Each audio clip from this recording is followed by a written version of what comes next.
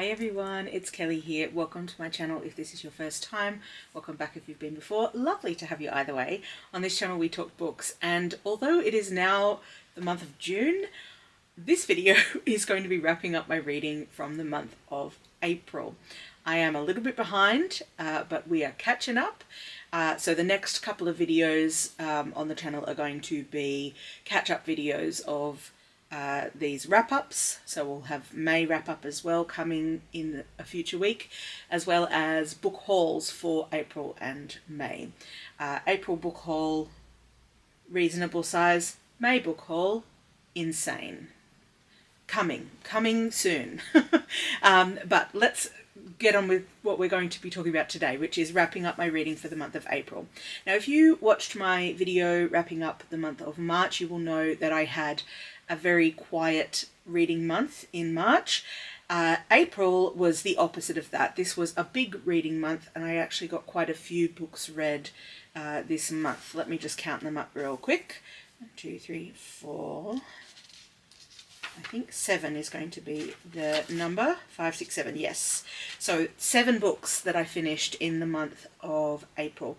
Now I have my reading journal here, so I'm going to be looking at that quite a lot because it has been some time since I read these books. Now the other thing is, and I will link to this video up in the cards and down in the description below, I have actually already wrapped up some of these books when I was talking about the Stella Prize shortlisted books because I read quite a lot of those in the month of April. So I'm going to, in this video, just talk very briefly about those particular ones.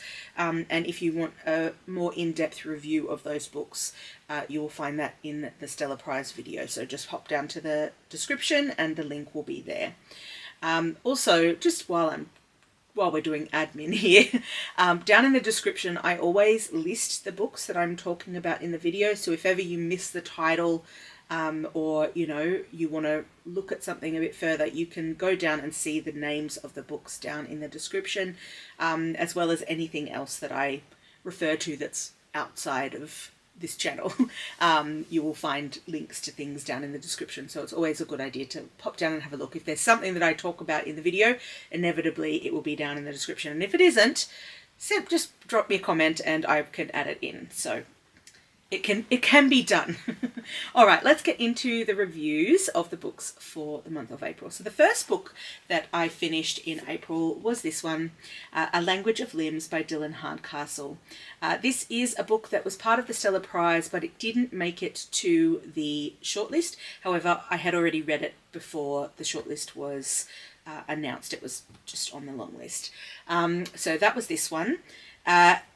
Loved this book. It was devastating though, so I won't go into a massive review of this because I did review it in my Stella Prize video as mentioned, but just to say it was devastating.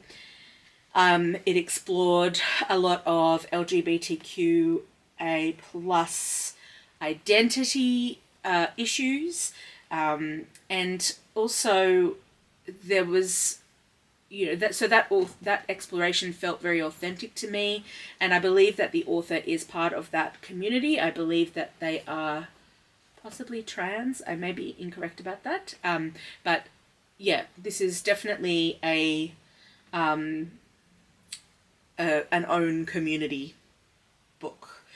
So definitely an authentic voice there. I also really enjoyed, because this is a book that kind of explores that identity, but also, that it's also a bit of a coming of age because our protagonists are quite young in the book, and so it's that sort of coming into your own identity, and that I thought was done really well as well. And one of the other things that I really loved, because initially this book is set in Newcastle, which is part of the state in which I live, but it's sort of further north than Sydney. But then they come down to Sydney, and then it's kind of exploring the queer community in Sydney. And because of the time in which it's set over the 70s, 80s, 90s, etc., we're getting kind of like the birth of a movement. So yeah, that was really interesting. So the beginnings of the gay and lesbian Mardi Gras, amazing. Loved that. Also, there were some characters in here who were Aboriginal, so there was a little bit touched on about those things too. They weren't main characters, I will say, they were side characters, but I thought the side characters were quite well done. In this book, there was depth to them. They weren't caricatures, so I thought it was actually a pretty reasonable exploration of those things, even though they weren't directly impacting the main character in that section. The only thing that I will say about this one is that the ending felt a little bit rushed, and so that's why I couldn't give it a full 5 stars, but I've given it 4.5. So yeah, because you had these sort of two storylines intertwining and sort of almost touching and then finally coming together at the end, that ending just kind of rushed a little bit for me. So yeah, I cried in this book. I was in absolute tears, weeping, some might say, some might describe it as. And usually that's a good indication that they've gotten the the emotionality of the book just right. So I really loved this one and I would highly recommend. The next book that I finished in the month of April was The Burrow by Melanie Cheng. This is also a shortlisted book for the Stella Prize, so I'll very quickly talk about this one. I don't have a physical copy of it because I listened to this one on audiobook. I liked it, but I didn't love it. It explored some dark topics. So there are examples of infant death, infidelity. It's also set during COVID lockdown, which for me is quite triggering. I know it happened some time ago, but every time I read about it, I'm still like, oh, too soon. But I felt like it did it with quite a light touch, so it wasn't. It didn't kind of drag you right down into the depths of despair. But then again, some of those other triggers are not triggers of mine. So if they're a trigger for you, then maybe this is a book to avoid. But I think the reason that it was able to touch on those with such a light touch or to explore them with a light touch, is because it was centered around a rabbit. So in this book, we have like a family, and they buy a rabbit, like a pet rabbit, for their daughter. One of their younger daughter, we find out, died under tragic circumstances when she was an infant. And yeah, so although that part of the story has happened in the past, it's still very present, obviously, for all of the people in the family. And because we have these differing perspectives, we hear about it from each of the members of the family and how it's kind of impacted them. So that was done in an interesting way, I felt. I think the reason that I didn't love it, like I liked it but didn't love it, was that I didn't connect with the characters. I didn't warm to them. And also, this book suffered a little bit from when we were in the 10-year-old's POV, it didn't feel super authentic to me. And I'm really, that can really kill a book for me, is if they're telling something from the perspective of a child and that voice doesn't feel authentic, I'm like, that's not how a kid talks. That's not how a kid would react in that situation. So, I think it didn't quite get the child POV right. And that really kind of, every time we were in her POV, I was like hurrying those chapters along. So that's The Burrow. I gave it 3.5 stars. So as I said, I liked it. Wasn't a terrible book. It was a good book, but just had a few of those things that didn't quite work for me. The unlikable, characters, I found it hard to warm to, even as we kind of got the explanations for their behaviours and things that they were doing, but also the child POV that didn't quite work. Okay, the next book that I finished in the month of April was Theory and Practice by Michelle de Kretser. This is, again, another one of the shortlisted books for the Stella Prize, and in fact it was the winning book of the Stella Prize. And this is a book that starts off in a weird way. So we begin basically in another story, a story that the main character, who is a writer, is attempting to write, and then she abandons that story, and then we get this completely different story that's told almost like a memoir. And having listened to some of the interviews that Michelle de Kretser gave upon winning the Stella Prize, that it seems as though that was a very intentional choice to sort of make it feel as though it is non-fiction when it's actually fiction. Obviously, the author draws on her own life to some degree, because the main character is very like her in terms of their backstory. However, the particulars of life that are explored in this book that's not her life. So it isn't a memoir. It is fiction. But yeah, it very much feels like once you get out of that initial part of the book where she's started to write a kind of more of a novel type of story, that the other bit really feels very memoir-y. Very, very true. So, I mean, I guess that's the power of Michelle de Kretser as a writer, is that she sort of has that ability to very authentically kind of connect. And I would say also, yeah, so it's a weird beginning, which I didn't like that, and it took me a bit to kind of get into the next portion of the book to kind of shift. But once I did that, I grew to like it a lot. And also, I thought it was a really interesting exploration of its themes, because feminism is a big theme, but racism is also a big theme here too, because the character's background, so she has migrant parents, I want to say from Sri Lanka. I think it was from Sri Lanka. I may be wrong about that. I may be misremembering. It was some months ago, I'm sorry to say. It's taken me too long to get to this review. However, so her parents were migrants to Australia, and then she's sort of grappling with her identity, and then also, experiencing racism. Also, she's at uni studying Virginia Woolf, who she sort of has this, I'm going to say almost an infatuation with, in the way that a lot of young women do when they come across her work. And then she comes across something in Virginia Woolf's diaries or letters, which is a reference to a person who she came across, who is from, I'm locking it in. I'm gonna say Sri Lanka.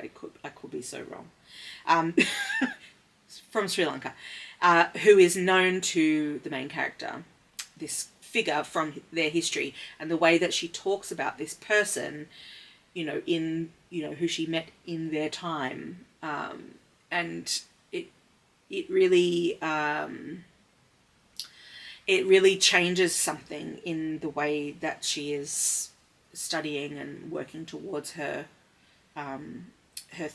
writing her thesis about Virginia Woolf's work. It really kind of shifts something for her, in a way that kind of parallels her own shifting thinking around her place in the world, and around feminism and all of those things. So it was a really, really interesting, it made me think. It was a really a thinky type of book, which I like. I like to think. So this was definitely a worthy winner. It wasn't my first choice, but it was a book that I quite enjoyed, and I had said in my video that I wouldn't be mad if this one did win, and it did. So anyway, quite enjoyed this book, gave it 4 stars. I highly recommend, especially if you are a Virginia Woolf person, like someone who really likes her and her work, because I think it's a really interesting perspective on her work. The next book that I finished was yet another Stella Prize shortlisted book, and this is Translations by Jumaana Abdu. I wasn't initially interested in reading this book, but I chose to read it because it was shortlisted for the Stella Prize, and I'd sort of decided that I was going to try to read the whole shortlist. And I would say, overall, I was surprised by how much I enjoyed the book, given my initial disinterest in reading it. There were a few elements of the book that didn't quite work for me. So sometimes the language was a little bit flowery, it was a little bit over the top. Also over the top were some of the conflicts in the book, the way that the characters reacted to each other, the dynamics of different relationships were a little bit over the top for me. And other things resolved too quickly. I was like, I want more of this. Like, why is this resolving too quickly? It was also longer than it should have been. I think it would have benefited from a little bit of pulling back, another pass at the editing maybe. Yeah, and the relationship between the main character and there's a woman called Hannah who, is someone from her past who comes back into her life. That relationship didn't make sense to me. And yet I still actually liked the book. I ended up giving it 3.75 stars. If you want to hear my bigger review where I kind of talk a little bit more about the context of the book, then you can check out my Stella Prize video. Okay, on to now a book that is not part of the Stella Prize that I read. So I've got 2 of those, and then we're back to one more Stella Prize book before the end. So the next book that I finished was How to Make a Basket by Jazz Money. This is a poetry collection, and it was one that I purchased some time ago, and I came across Jazz Money again in a different context. She is an Aboriginal Australian author, a poet.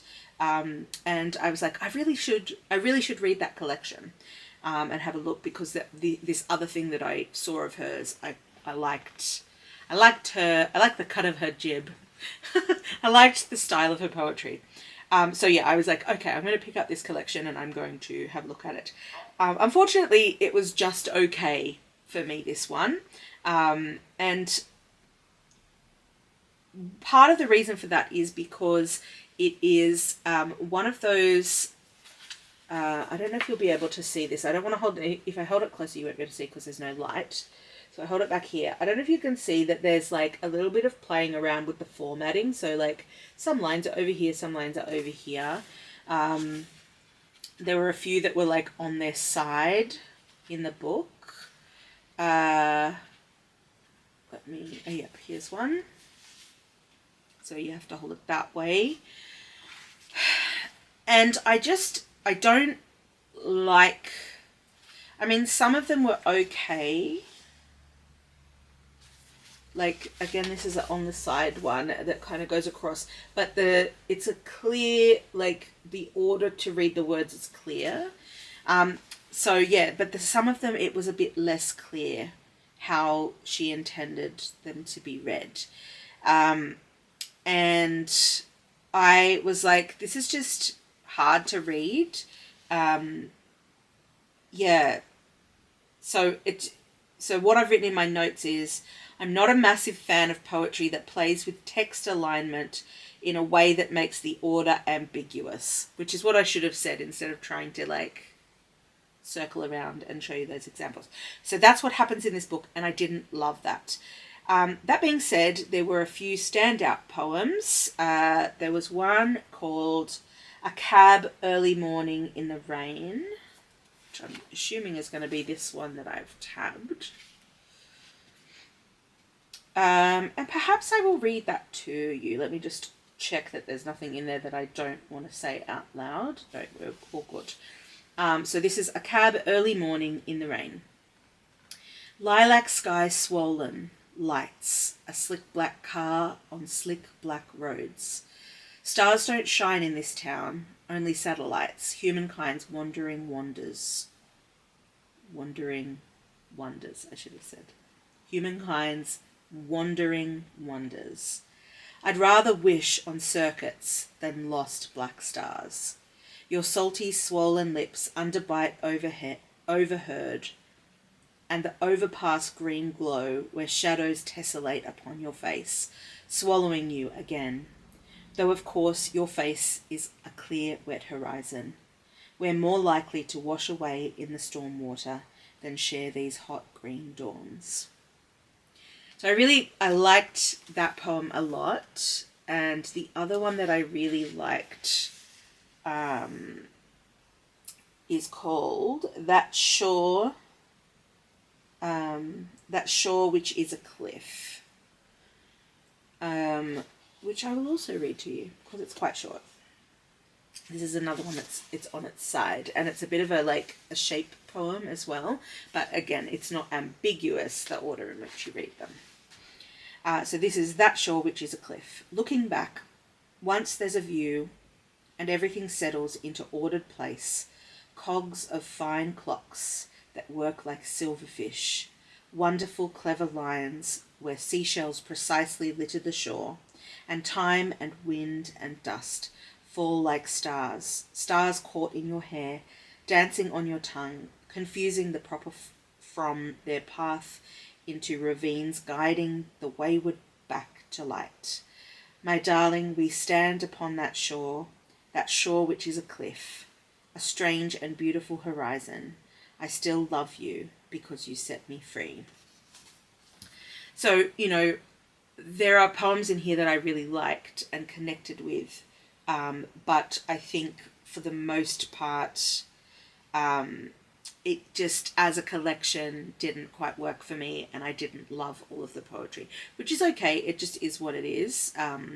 But yeah, so I probably won't seek out any more collections by Jasmani, but knowing that I liked some of her poems quite a lot, I probably will, if I see one come across my desk or my screen, I would definitely read a poem here and there by her, because I think she definitely has talent as a poet.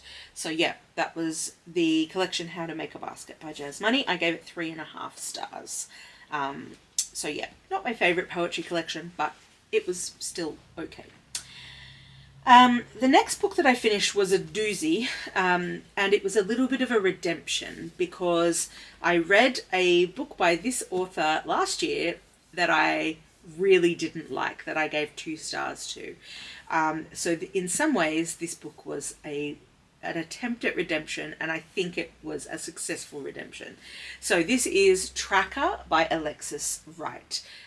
So last year I read Praiseworthy, which is the book of hers that won the Stella Prize and the Miles Franklin Literary Award last year, 2024. This is a book that came out in 2018, but it was published in the UK in 2024. So it was published in Australia in 2018, published in the UK 2024, and it got nominated for the Women's Prize for Non-Fiction, I believe. It didn't make the shortlist, but that was what prompted me to pick it up, because I was like, interesting, because the Praiseworthy is a fiction, this is non-fiction, and this is about a non-fiction that is about a man known as Tracker Tillmouth. He was an Aboriginal man, and probably the thing that he is best known for is his advocacy work for Aboriginal people in politics and in sort of in the practical sense in the Northern Territory of Australia, where there is probably the largest population of Aboriginal people live in the Northern Territory. Am I pulling that out of nowhere? Maybe. Or maybe that's just an impression that I've gotten. But there are some pretty significant communities in the Northern Territory of Aboriginal people. I'm going to put this down because it's really heavy. I'm not going to keep holding it up because I can feel my arm getting pins and needles just from holding it up. It is a tome though, so you will see thick, many, many tabs. I learnt a lot of things from this. Let me just refer to my notes here. And I've said in my notes, it has definitely been a redemption of Alexis Wright for me, because I didn't get along with Praiseworthy last year, but I did get along with this one. Now, this book is quite different from her other work, definitely from her fiction work, because in this book, she is mostly she conducted a series of interviews with Tracker Tillmouth and people who knew him. So he has passed away, but he was involved in the creation of this book before he died. He was clearly a complex character. There's, and she doesn't shy away from showing some of the aspects of his character that you might describe as a bit more on the unsavory side. If, particularly he has been accused by some people of being a little bit sexist, or, having sort of some odd opinions about women in general, for example. But he also had a real strong sense of justice for Aboriginal people, of which he is part of that community, and seemed to be incredibly motivated and practical and full of energy for that work. And yeah, it was just really interesting learning about him as a character, as a person. In my notes I've written he was undoubtedly neurodivergent, definitely traumatized as a member of the Stolen Generations, which, if you're not familiar with Australian history or, the history of colonized countries around the world, is that there was a policy a governmental policy in Australia for Aboriginal children who were lighter skinned, so they would have had a European parent and an Aboriginal parent, for example, or, over time, back in their past, in their ancestry. So because they had lighter skin, there was a policy in place that where they were taken away from their families, and were in many cases taken to institutions, in many cases taken to situations where they were working for not very much money, if any at all, in white people's houses, on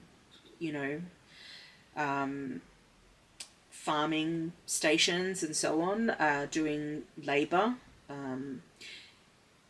and deliberately being kept away from their culture. It's awful. It's a really horrible part of Australia's past. And he was one of those people. He was taken from his family. He went to an institution, and then, sort of made his way back to meeting people from his family and his community again.